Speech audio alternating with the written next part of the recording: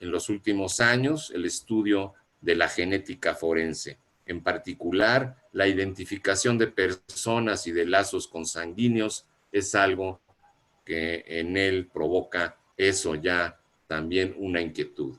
Debido a la multidisciplina de sus conocimientos y redes de contacto que al paso del tiempo se ha dedicado a cultivar como buen diplomático, le ha permitido ofrecer su experiencia como profesor, consultor y en los últimos 12 años como perito auxiliar del Poder Judicial de diversos estados y del Poder Judicial Federal.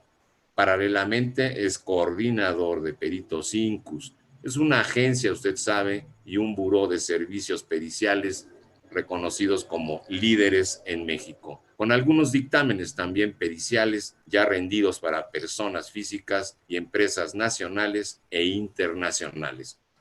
Con ustedes, la doctora Lidia Sandoval y el ingeniero Diego Andrade, el tema la valoración humana y la vida. La vida tiene precio como pregunta. Los escuchamos.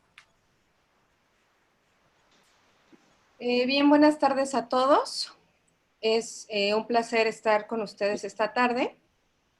Y bueno, el día de hoy vamos a hablar de un tema que realmente tiene muchas aristas, porque podemos hablar de él en diferentes ángulos y diferentes aspectos de la vida.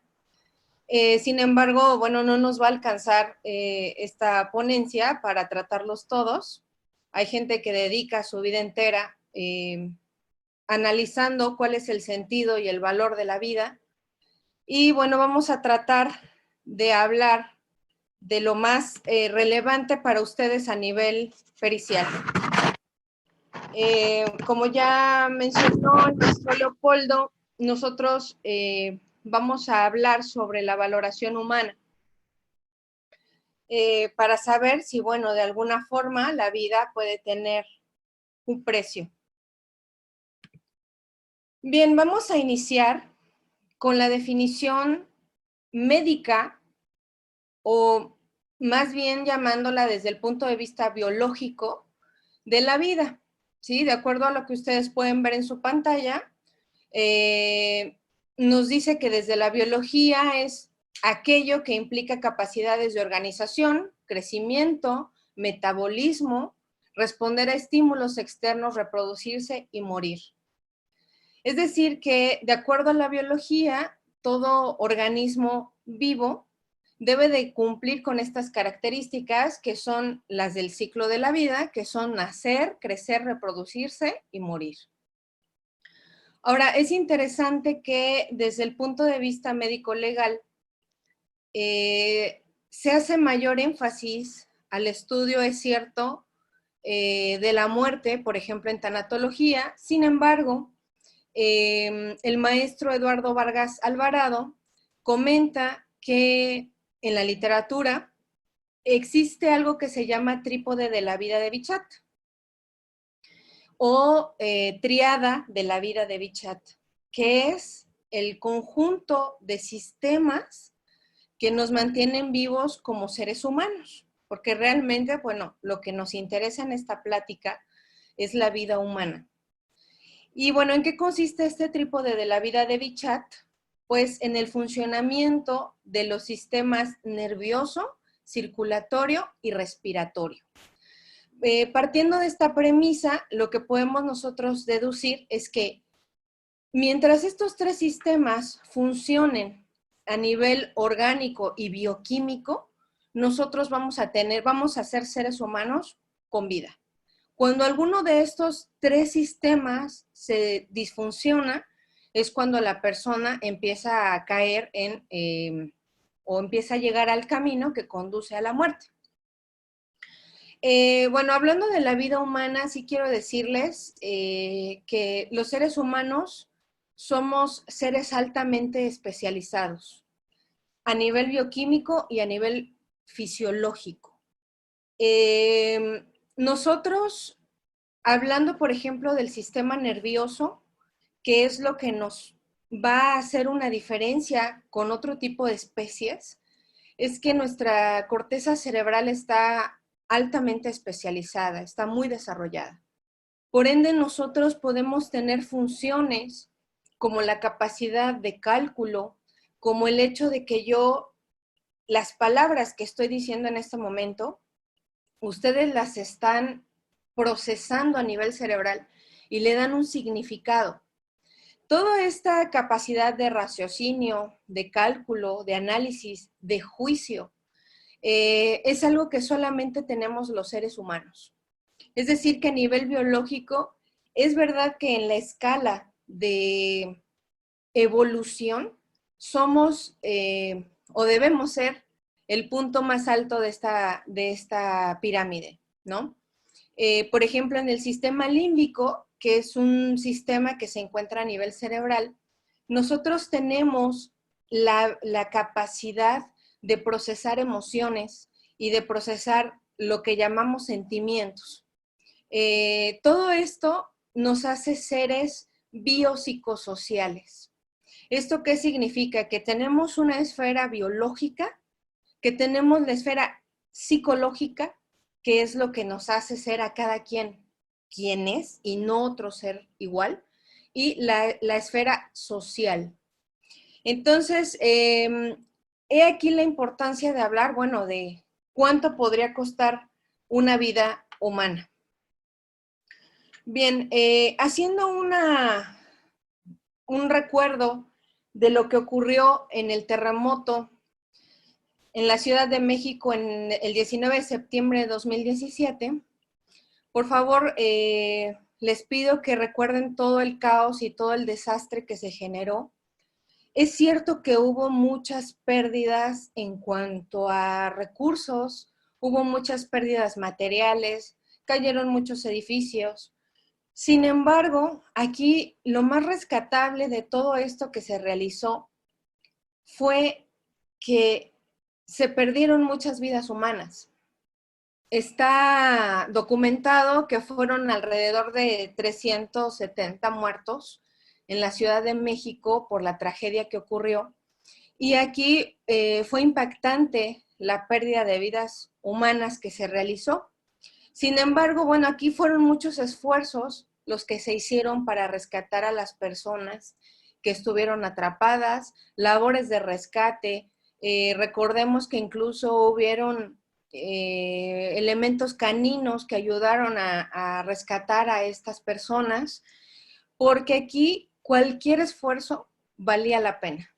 Aquí lo que importaba era rescatar la vida de las personas que fuera, que es el valor máximo que tenemos como sociedad. Como les presento aquí en esta diapositiva, bueno, entendemos entonces que la vida humana es única y es irrepetible. Cada persona es un fin en sí mismo y por ende, pues digno de vivir. Nosotros como médicos les puedo compartir que en nuestra práctica y desde que nos formamos, siempre nos indican que la vida es lo primero. Nosotros tenemos que salvar siempre a una persona, suponiendo que alguien tiene un accidente. Siempre lo que primero debemos salvaguardar es su vida. Y en segundo término, la función. ¿Esto qué significa? Que a lo mejor la persona va a tener que perder las 4 extremidades, pero siempre conservando su vida. Y por último, la estética, que es lo que pasa a último término, pero siempre nosotros como médicos tenemos como en gran alto valor el rescatar la vida humana. Ahorita que está ocurriendo toda esta situación del COVID-19, lo podemos constatar. Hace un momento leía que muchos médicos italianos han perdido la vida en pro de atender personas enfermas que se encuentran en los hospitales. Esto de verdad que nos tiene que dejar una idea y un aprendizaje muy grande. Primero, lo vulnerables que podemos ser como especie ante una pandemia, como es en este caso, de un virus. Un virus que ni siquiera es un organismo vivo, es un ser no vivo, así se le considera en el argot médico. Son proteínas que se adhieren a las células y lo que realizan es que empiezan a modificar nuestro código genético a nivel del núcleo celular. Entonces, esto en primer término. Y en segundo término, pues que podemos nosotros como seres humanos arriesgar nuestra propia vida para poder salvar la vida de otras personas. Bueno, fíjense aquí, de acuerdo a la historia, nos comenta Lenin, bueno, hace mucho tiempo comentaba Lenin que la muerte violenta de un ser humano es una tragedia, pero la de 1.000.000 puede representar una estadística. Y Emmanuel Kant decía que la ley del precio exige encontrar equivalentes entre las cosas, pero en el ser humano no existe equivalente alguno porque tiene dignidad, no precio. Y entonces aquí es donde entran muchos aspectos que voy a hablar un poquito más adelante, como es la creación de los derechos humanos, que nos distingue ya a las personas como seres que debemos tener derecho de ciertas cosas o de ciertas garantías por el simple hecho de ser seres humanos. Aquí es donde entran, por ejemplo, temas bastante controvertidos, como es, por ejemplo, en la compra y venta de órganos. Si nosotros estamos partiendo del hecho de que la vida humana no tiene un precio a nivel social, nos resulta o nos puede resultar aberrante que puede existir compra y venta de órganos. Obviamente todo esto es a nivel ilícito, es a nivel de mercado negro. ¿Por qué? Pues porque no se podría legislar el que una persona obtenga un beneficio económico para poder vender un órgano y que bueno, esto la verdad es que está todavía y yo creo que va a seguir en términos ilegales porque bueno, realmente ¿quién le podría poner precio, por ejemplo, a un corazón, a un riñón? Difícil. Segundo tema, por ejemplo, en controversia es el del aborto.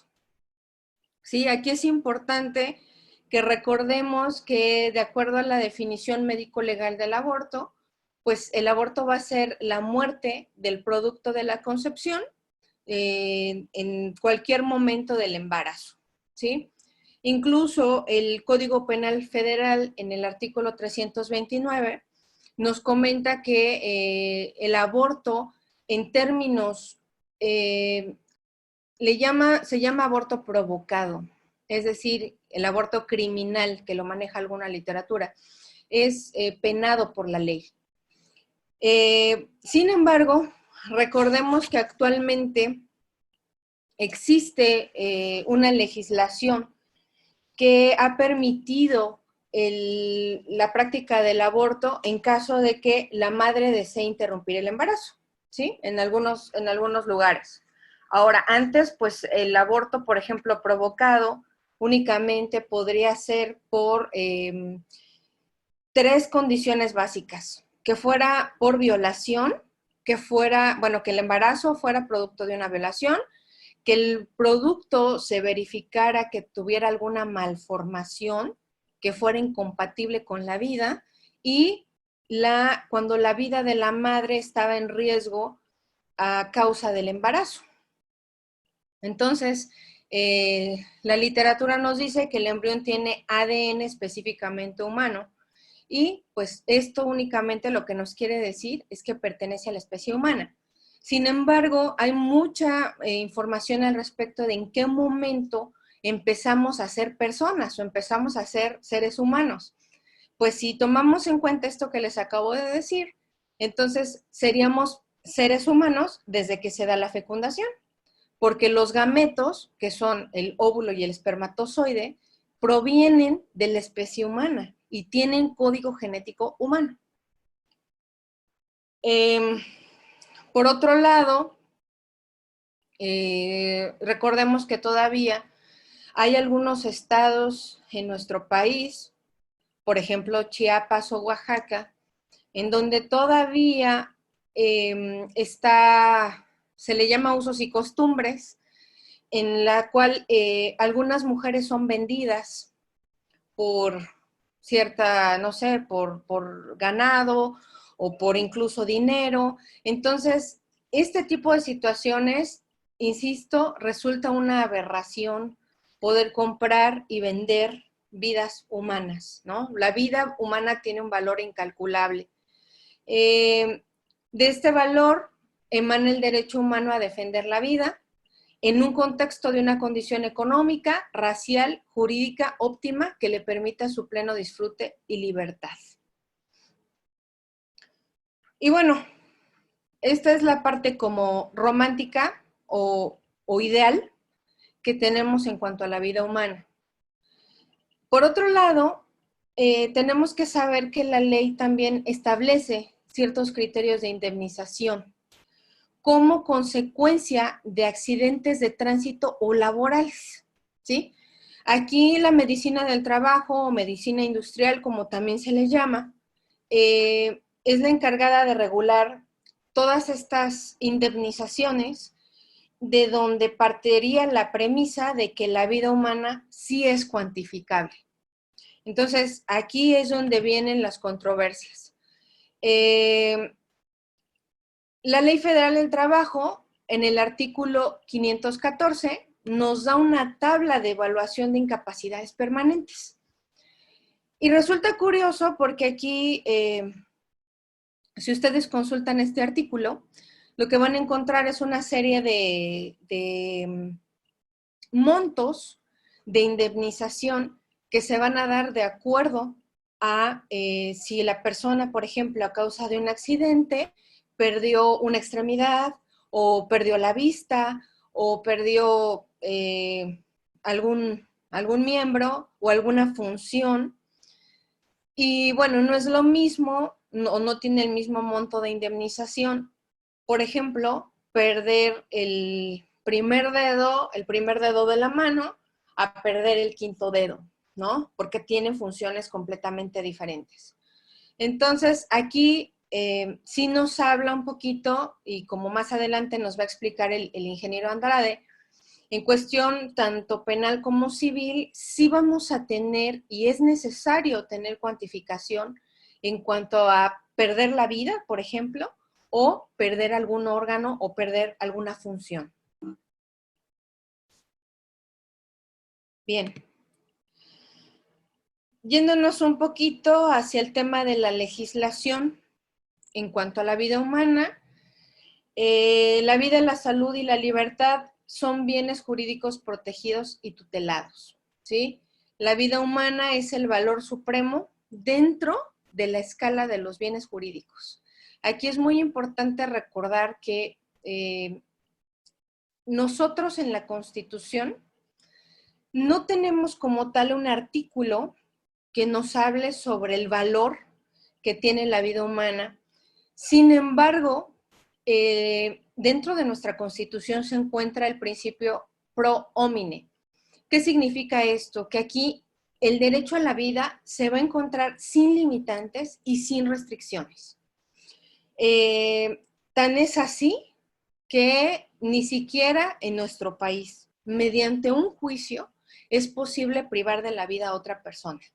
A diferencia de otros países en los que, por ejemplo, existe la pena de muerte, en nuestro país no existe esto. Aquí la vida es un derecho fundamental. Por excelencia, pues solo un individuo que tiene vida puede ser titular de todos los demás derechos que nos ofrece, por ejemplo, nuestra Constitución. Y bueno, en términos, como les mencionaba anteriormente, de derechos humanos, muy importante recordar que el artículo 3, que se titula tal cual, Derecho a la Vida, nos dice que toda persona tiene derecho a la vida y a vivir libremente y con seguridad. Y la Comisión Interamericana de los Derechos Humanos ha sostenido que el derecho a la vida es el fundamento y sustento de todos los demás derechos. Entonces, como pueden ver, cuestión de vida en nuestro país, pues sí, tiene dos caras. la parte de que la vida es lo más, el bien jurídico tutelado mayor, y por otro lado también, pues que es necesario a nivel jurídico darle una cuantificación en caso de que hubiese algún evento como la muerte de una persona, por ejemplo, de forma culposa, o algún accidente de trabajo, por ejemplo, ¿no? Respecto a esto, quisiera únicamente mencionar que en el caso de la eutanasia, que no está en este momento en nuestro país como tal, de hecho está prohibida. Todavía hay países, de hecho hay 5 países que sí la tienen como tal la eutanasia activa. Sin embargo, bueno, en nuestro país hay algo que se llama voluntad anticipada, que es dar la dignidad a la persona para decidir que ya no es sujeta a mayores procedimientos y que, bueno, eso obviamente le va a provocar la muerte. Sin embargo, no estamos provocándole la muerte de una forma activa. Sería lo equivalente a una eutanasia pasiva, que es dejar que la enfermedad siga su curso, y al dejar de hacer procedimientos o tratamientos en ese sujeto, pues ocurra la muerte. Bueno, ingeniero, si gusta usted continuar, por favor. Gracias, doctora, muy amable. Vamos a continuar con la segunda parte. Ya la doctora nos sensibilizó como parte de la medicina y bueno, todos debemos de tener esta percepción de que la vida es lo más importante. El siguiente punto, pues bueno, también ya ella nos daba una introducción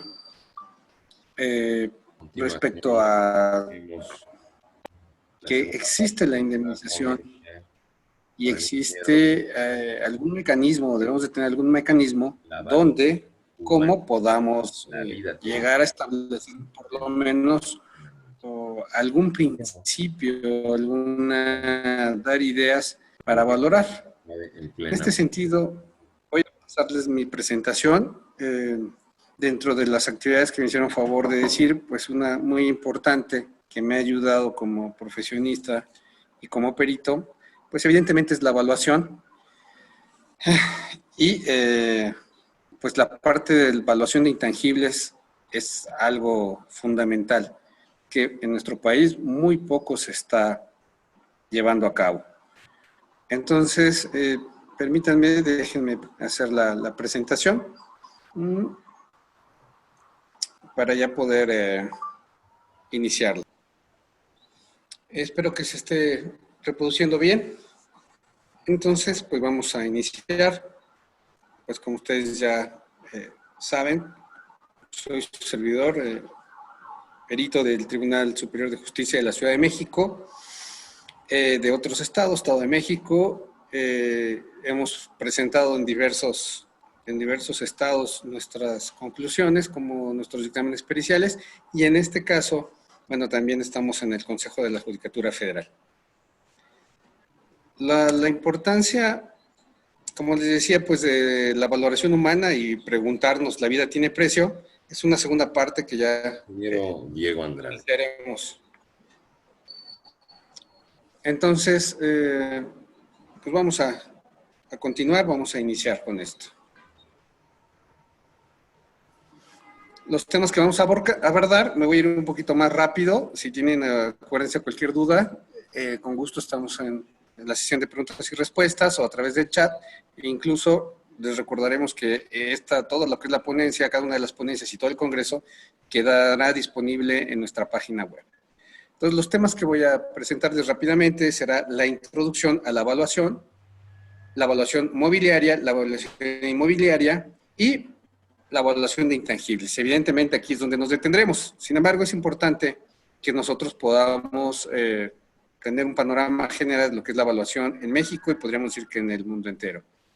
Posteriormente, ya entraríamos de manera muy general a lo que es una propuesta de su servidor que es establecer una matriz objetiva y una matriz subjetiva para tratar de llegar a algunos cálculos económicos, y incluso yo podría sugerir, o debe de haber una matriz auxiliar, pero en este caso ni siquiera la abordamos, porque evidentemente cada una de ellas pues requiere de un análisis profundo e incluso debatible, y que bueno, a través de estos mecanismos como el Congreso, podríamos en un momento dado hacer una conclusión en este sentido.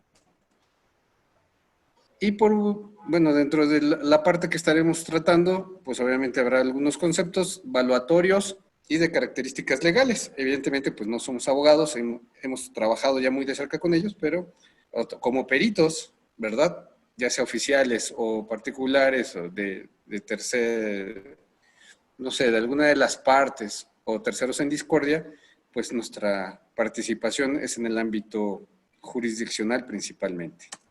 Entonces regresamos rápidamente. ¿Qué es la evaluación?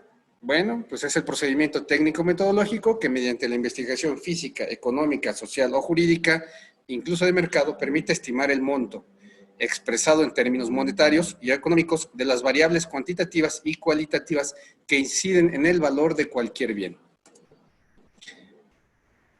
¿Valuar qué es?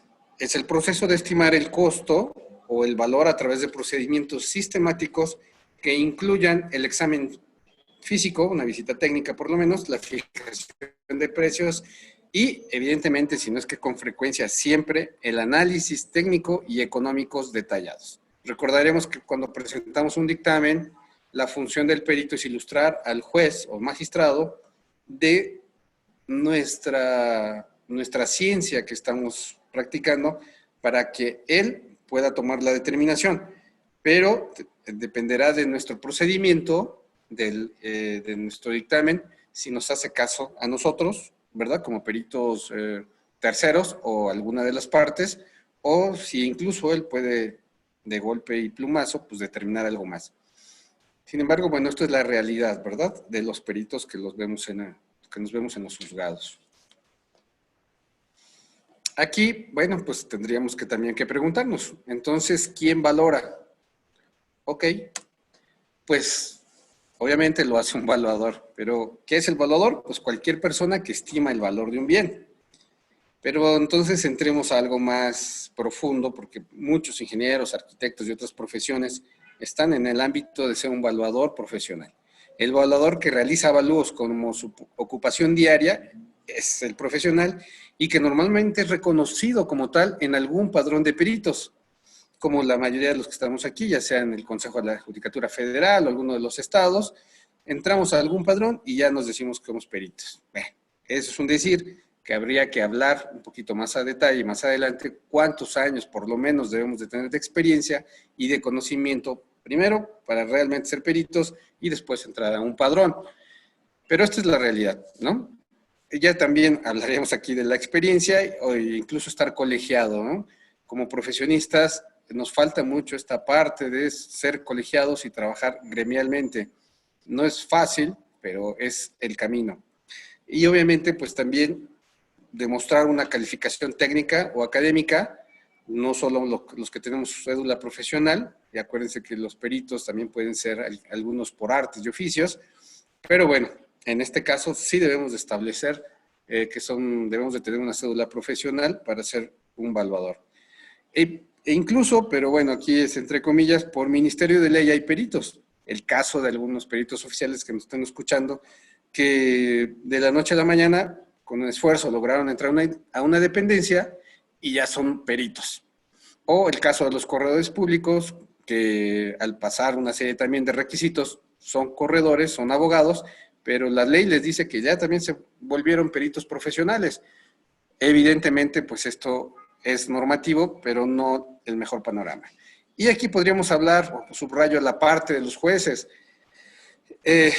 Como les comentaba, o como todos lo hemos visto, de repente los jueces sacan sus cuentas, su calculadora, y ellos determinan cómo, bajo qué principio, o son jueces, son evaluadores, pero ellos lo hacen, ¿no? Entonces aquí es cuestionarles un poquito también esta situación.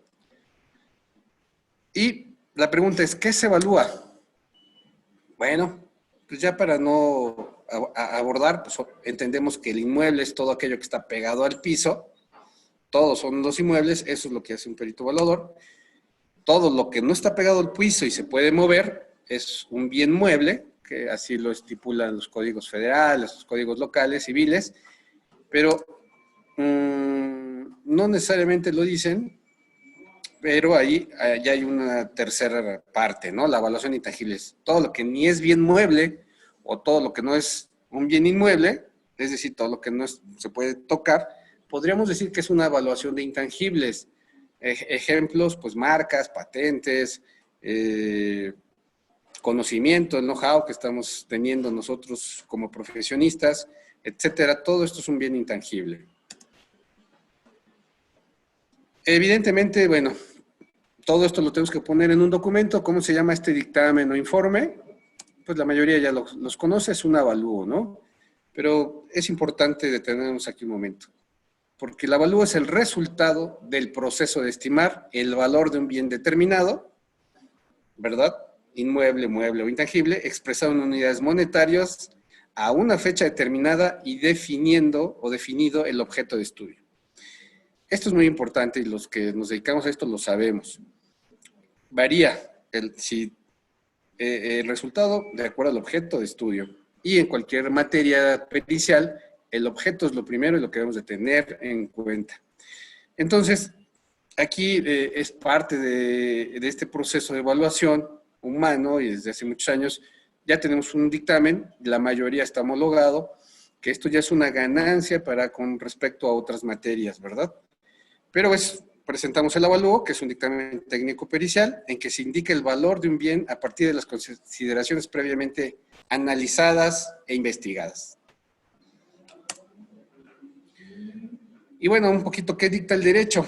Obviamente no somos abogados, pero estamos metidos en la cultura legal o en la cultura del derecho y tenemos que acercarnos a ella sin miedo, ¿no? No como los abogados que dicen que estudiaron abogados para brincarse las matemáticas y no los ingenieros o psicólogos o traductores que estudiaron otra cosa para brincarse también las matemáticas o que no estudiaron derecho porque les da flojera leer muchos libros.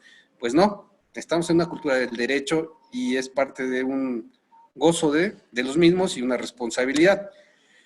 Pero bueno, en este caso entraríamos a lo que comentaba ya la doctora Linda, pues hay un daño.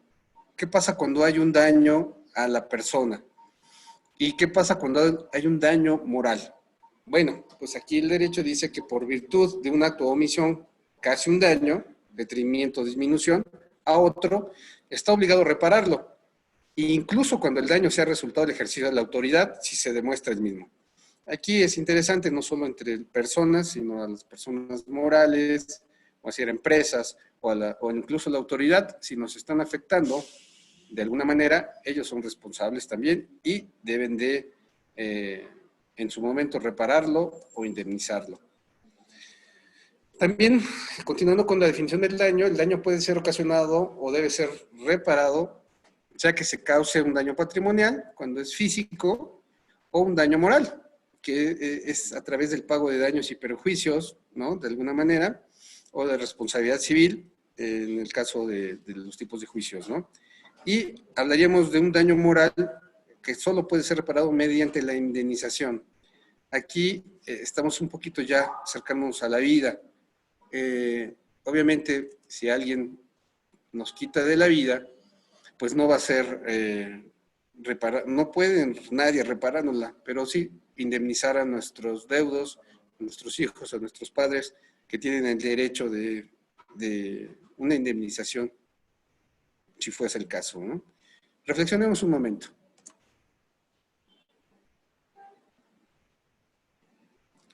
La vida. Entonces, preguntémonos. ¿La vida tiene precio?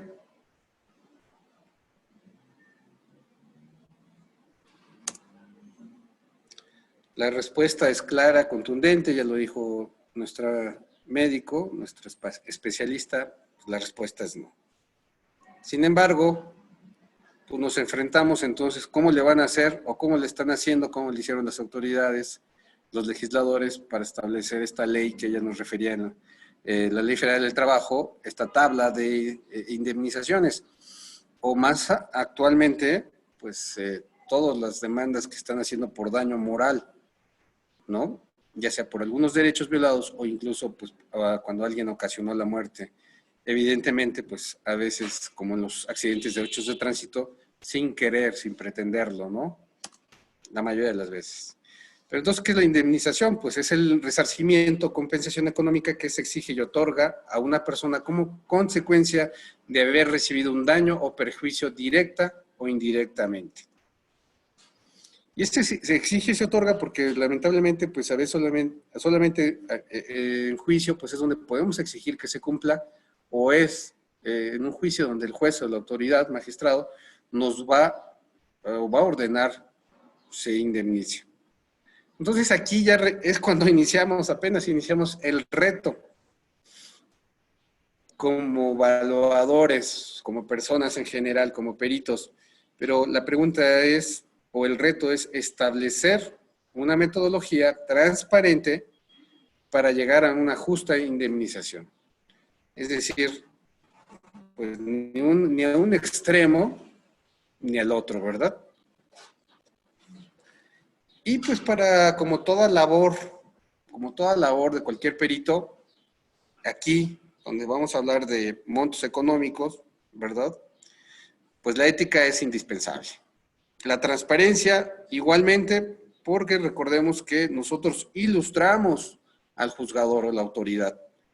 No tomamos la decisión, pero lo ilustramos. Y esa ilustración, a través de ese dictamen, a través de ese avalúo, va a ser transparente para que él mismo o alguien que sepa, pues nos pueda cuestionar y pueda llegar a las mismas conclusiones que nosotros estamos haciendo si lo hacemos de manera transparente. Y eso viene a través de la ética. Y obviamente la responsabilidad. Debemos de tener como peritos, es un tema que en su momento debemos de trabajarlo, también tenemos que ser responsables. No se vale traducir mal, no se vale hacer cuentas malas, no se vale dictaminar equivocadamente y solo porque nos conviene o solo porque nos lo piden, ¿verdad? Entonces, al final del día, un buen perito, pues va a tener que tener los valores humanos, los valores universales a flor de piel. Y en nuestro caso, pues estamos proponiendo para llegar a una valoración adecuada, transparente, manejar matrices. La matriz, pues es una serie de elementos que se van incrustando unos con otros, se van enlazando para llegar a través de valores numéricos a un valor absoluto y a través de estos valores poder tener montos económicos, pero que de una manera sean observables, insistimos, ilustrando al juez. Matriz objetivo, matriz subjetiva. La matriz objetiva, después de haber hecho este cruce de valores, este cruce de indicadores, por ejemplo, aquí yo decía que son 10, pero nada más para dar una idea de lo que se está trabajando aquí en Peritos Incus, pues estamos hablando de, por ejemplo, establecer factores de edad, variables como la educación, la salud, la productividad, los bienes incluso que podía tener pues la víctima, ¿no? O la persona que falleció y que pues se busca indemnizar a sus deudos, ¿no? Entonces, estas variables, insisto, se cuantifican y vamos a ir sumando y vamos a ir viendo que en este caso, por ejemplo, en la gráfica, el área va a ir representando algún monto, algún valor absoluto que puede representar la conclusión de esta matriz objetiva. Posteriormente, entraríamos todavía en un detalle más complicado, que sería establecer unas variables para una matriz subjetiva. Por ejemplo, si la víctima o si el de cuyos, como dicen, tenía hijos, tendría hermanos, cuántos si a lo mejor era una persona creyente, si era una persona responsable, en fin, proponemos por lo menos 10 variables, pero desde aquí ya podemos darnos cuenta de estas 5, lo difícil que va a ser establecer, valorizar cada una de ellas en esta gráfica. Y insistimos, resultado de la gráfica, pues vamos a tener como tal un indicador económico, y es aquí, bueno, donde tenemos que profundizar esos estudios. Por último, aunque decíamos que no íbamos a hablar de una matriz auxiliar, es lo que los abogados también están diciendo, o la ley contempla que el que causó el daño se tiene que estudiar a ese que causó el daño para ver, evidentemente, si hubo no dolo, etcétera, ¿no? Si fue realmente un accidente, si fue una responsabilidad compartida, etcétera. Pero esta matriz auxiliar pues no la trataríamos, o ni siquiera hemos llegado a entrar a la misma, por lo que estamos todavía en las objetivas y subjetivas, pero va a ser importante. Obviamente después pues ya tendríamos una ponderación, tendríamos el valor de cada una de ellas, y aquí sí la autoridad o uno como perito evaluador establecer la misma. Con el resultado, establecer qué ponderación vamos a obtener de cada una de ellas. El resultado de establecer esa ponderación, aquí estamos hablando de 1/3 de esas 3 matrices, pues bueno, podríamos decir lo más justo. Sin embargo, podríamos modificarla de acuerdo a la opinión de muchos de ustedes. Conclusión del valor, evidentemente es económico, pero a través del que el objeto es indemnizar. Es decir, como nos presentó la doctora Linda, como decía Kant, a través de la dignidad la persona no tiene un precio, pero con el objeto de indemnizar podríamos establecer todos estos mecanismos para hacerlo de una manera, como decíamos, transparente. ¿En qué sentido? Rápidamente les comento, hace algunos años falleció un joven en un hotel, una cadena hotelera de Acapulco, muy grande, de 5 estrellas, y la sentencia vino de que se tenía que indemnizar a los deudos, obviamente, por 30 millones de pesos. Pero entonces, es el parteaguas, muy bien, pero entonces, ¿por qué no fue por 10 millones o por qué no fue por 450,000, que es un caso presente que ahorita tenemos de Veracruz, donde igualmente una persona, eso es lo que le ofrecía el seguro para indemnizarla? Entonces, hay una gran variable, y si bien es cierto que tenemos que llegar a la mayor de las conclusiones, al mayor valor económico por lamentablemente indemnizar alguna vida perdida, también ese valor tiene que ser perfectamente demostrable, reproducible, transparente. Antes, ¿cómo se ha hecho? Pues no lo sabemos, desde la Ley Federal del Trabajo no sabemos cómo se hizo ese tabulador, no sabemos cómo ese juez o magistrados llegaron a establecer 30 millones de pesos. Hoy, al día de hoy, 31 de marzo, tampoco sabemos cómo se están dando este tipo de sentencias. El abogado pide en la parte actora, la parte de defensa se niega, pero el juez sí condena. ¿En qué valor? ¿Cuál es ese valor económico a cuál va a concluir? No lo sabemos cómo lo hacemos. Insistimos, el juez es juez, no es evaluador. Entonces, aquí estamos los profesionistas, los peritos, para ayudarles. El futuro, pues, es establecer este tipo de metodología, evidentemente realizados por peritos, realizarlos los peritos evaluadores, pero también es importante decir no solos.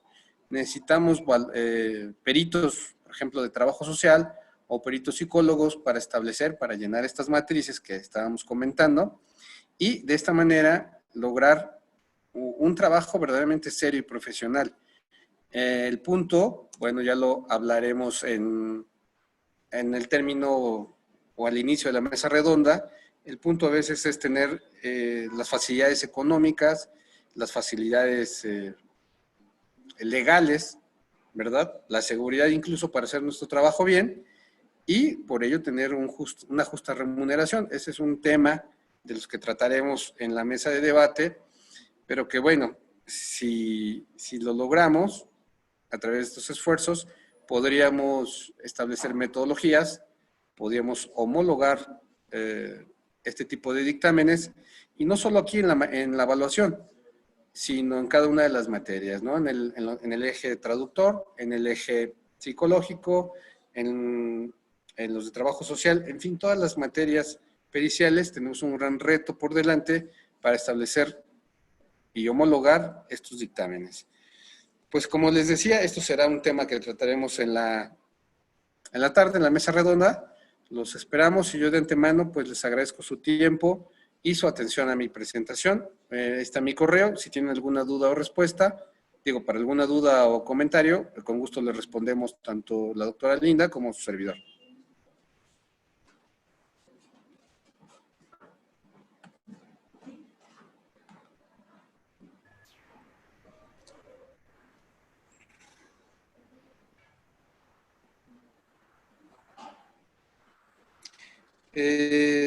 No sé quiénes nos están haciendo algunos comentarios en el chat. Vamos a las preguntas y respuestas. Doctora Linda, ¿la logras ver? La pregunta que te hacen a ti. Te pregunta Adriana González Gutiérrez. ¿Lo logras ver?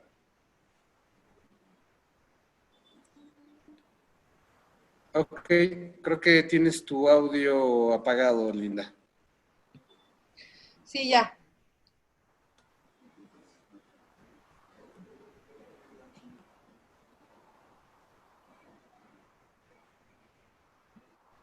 Ok. Bien, ya lo puedo visualizar. Pregunta Claudia Pastrana. Pregunta, ¿qué sucede en el caso de una persona con desequilibrio mental y fuera de la realidad que requiere de internamiento para restablecer su salud mental y derechos humanos? Defiende la libertad de esa persona. Y se sabe que dicha persona, por su condición, no puede tomar decisiones. Bueno, esto que pregunta Claudia Pastrana realmente es muy frecuente. Aquí lo que tenemos que primero siempre es salvaguardar la seguridad, primero de esa persona y de los demás. Entonces, si esta persona tiene un desequilibrio mental que está poniendo en riesgo tanto su vida como la de las demás, esta persona efectivamente tiene que estar hospitalizada en un centro para salud mental. Ahora, aquí la segunda parte de la pregunta dice que si Derechos Humanos defiende la libertad de esta persona. Bueno, una persona por tener un trastorno mental no deja de ser persona. Simplemente lo que ocurre en este caso es que no está en aptitud de su juicio para poder tomar decisiones. Aquí lo que se hace siempre es nos tenemos que apoyar con sus representantes legales, que en este caso podrían ser sus familiares directos, para poder tomar la decisión respecto a lo que se tiene que hacer con este sujeto.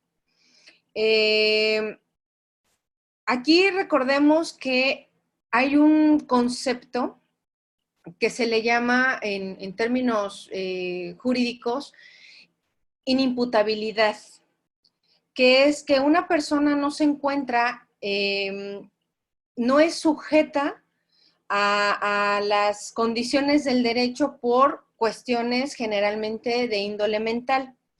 Aquí la persona indicada para poder saber si esta persona está apta para tomar decisiones o incluso para vivir inmersa en la sociedad, pues sería un perito especialista en psiquiatría, que es quien les realiza el dictamen.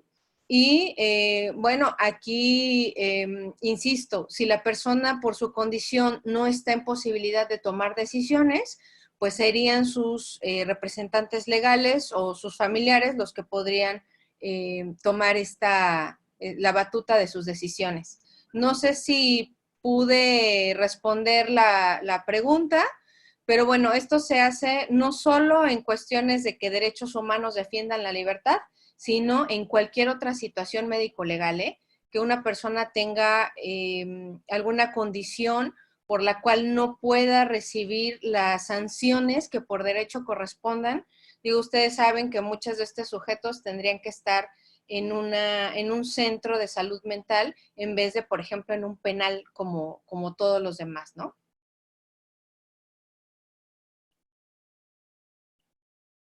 Sí, creo que tenías otra pregunta de Adriana, pero bueno, si ya le pedimos que si nos las hace favor de responder, porque estaba antes, pero creo que yo la borré por accidente. No sé, por aquí tienes alguna otra pregunta, Linda, o si gusta sigo yo. Sí, me parece que Yaret Carrillo le está realizando a usted directamente una pregunta, ingeniero. Gracias, doctora.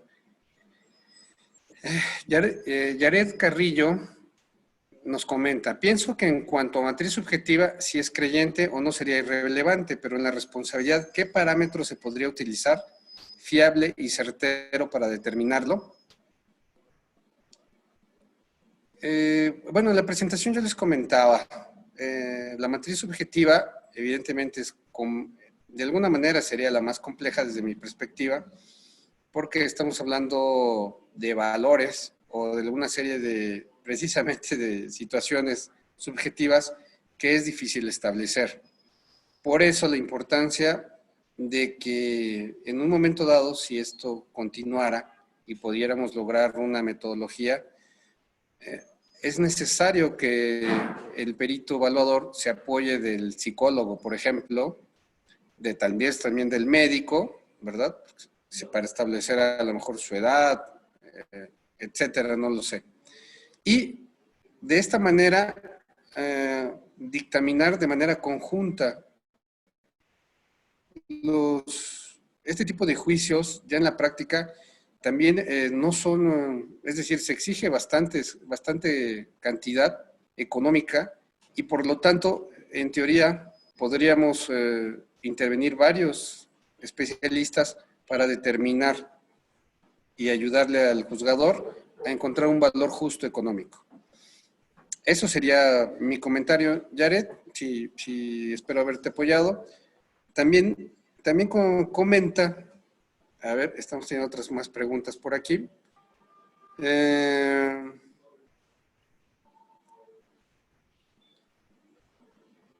Bueno, no sé si se me la están moviendo o algo, porque aquí ya se me borraron algunas otras, pero bueno, mientras tanto, Óscar Octavio Carrillo Miranda me dice, si bien el precepto 64 de la Ley General de Víctimas no establece qué elementos deben considerarse para reparar las afectaciones por daño moral, entonces, ¿qué elementos se deben de considerar?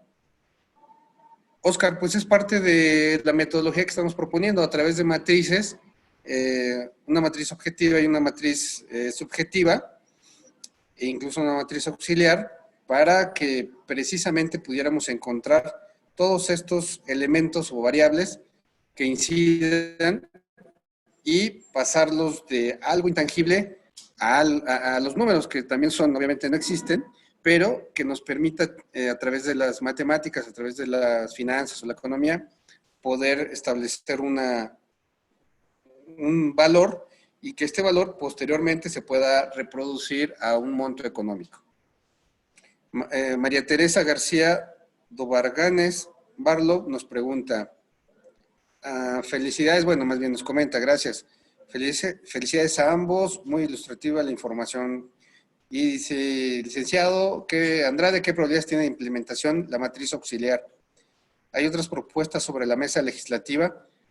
Bueno, sí, la ley, el artículo, expresamente dice que se tendrá que tomar en cuenta al que causó el daño. Es decir, no es lo mismo si fue una empresa, un representante de una empresa, no sé, gigante, ¿no? Como pudiera ser alguna concretera, no es lo mismo que él, sin querer queriendo, ¿verdad?, ocasionar el daño o la muerte de algunos trabajadores, a que si es el de la tiendita de la esquina. El de la tiendita de la esquina, si fallecen unos trabajadores, pues sí tiene que ser responsable, pero evidentemente no en un monto económico menor porque sus capacidades son menores. Entonces, en este sentido va la ley, pero también podríamos establecer, bueno, entonces, qué tanto todo el trabajo de la matriz objetiva y subjetiva va a ser afectado por la matriz auxiliar? En este caso, qué tanto la variable, qué tanto nos va a perjudicar. Pero insisto, sí está considerado en el artículo, pero evidentemente ese artículo de la ley pues no dice cómo contemplar o cómo valorar la capacidad económica.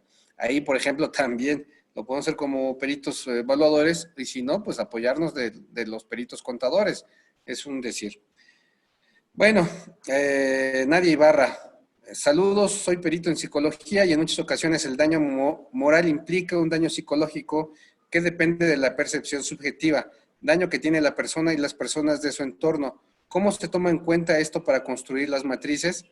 Sí, efectivamente, Nadia, es en forma, digo, si ustedes gustan, en forma particular les puedo hacer llegar ya la matriz que estamos trabajando como tal, ¿no? Aquí nada más mostramos la gráfica, pero en la matriz estamos hablando de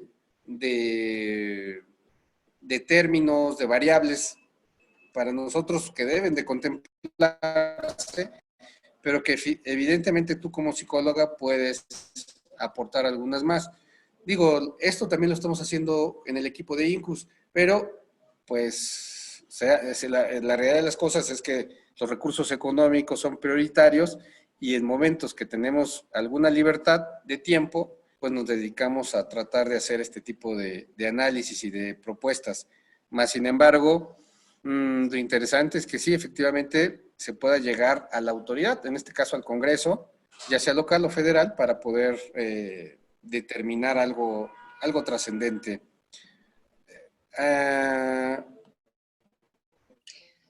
Ingeniero. Adriana González Gutiérrez te hace una pregunta, Doc. Sí, de hecho, iba a eso.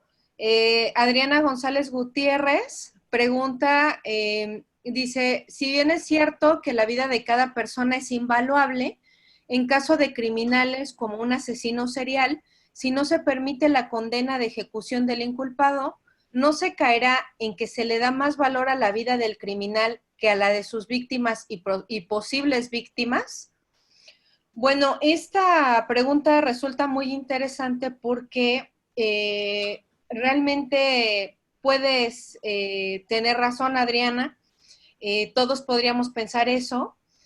Tan es así que en países como en Estados Unidos sí existe la pena de muerte para personas que han privado de la vida a otros.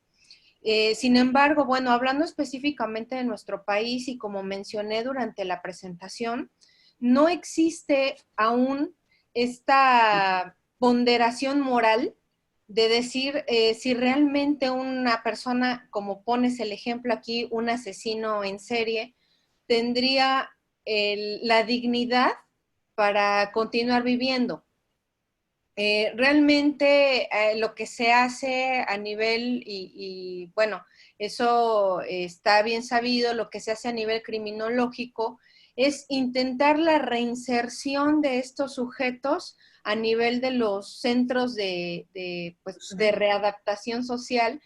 Sin embargo, no se les priva de la vida porque todavía la ley se les tiene una consideración por pertenecer a la vida humana y legalmente, pues si nosotros priváramos de la vida a estos sujetos, aunque en términos sociales o morales no esté bien visto, estaríamos cayendo de acuerdo a la legislación en pues lo que sería el delito de homicidio, ¿no? Que sería privar de la vida a otro.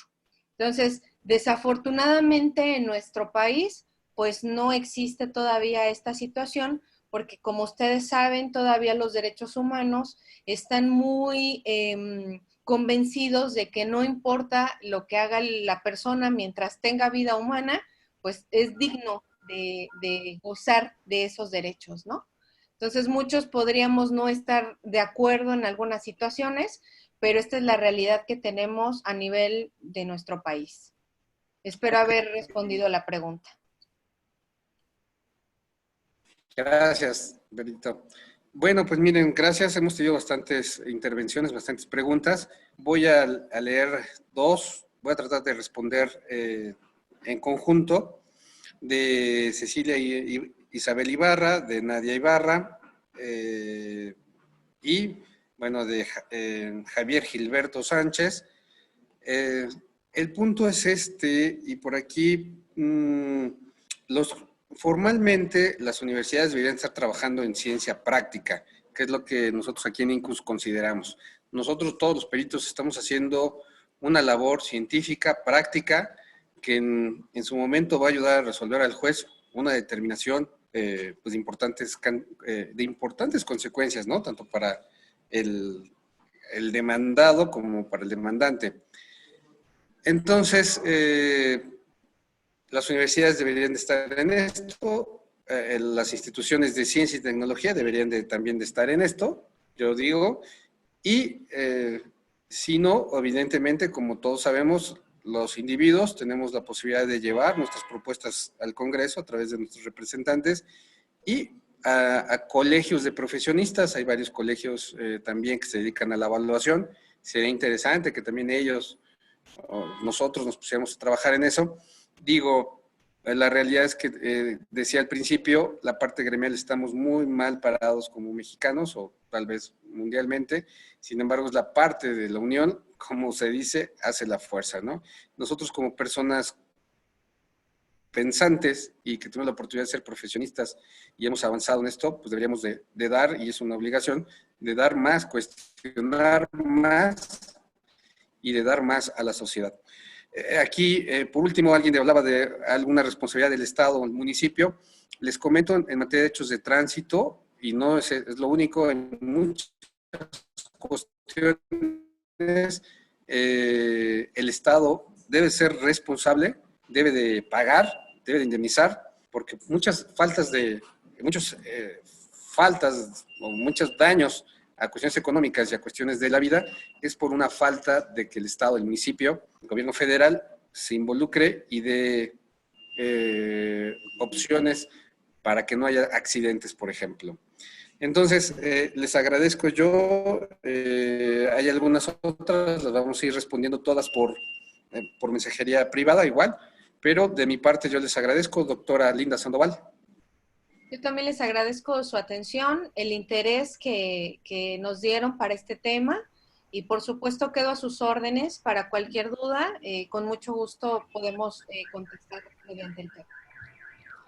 Bueno, pues agradecemos, continuamos con la dinámica, agradecemos paciencia. Periodista Leopoldo Farril, son micrófonos y cámaras, van contigo. Continuamos con los siguientes ponentes. Muchas gracias, ingeniero Diego Andrade.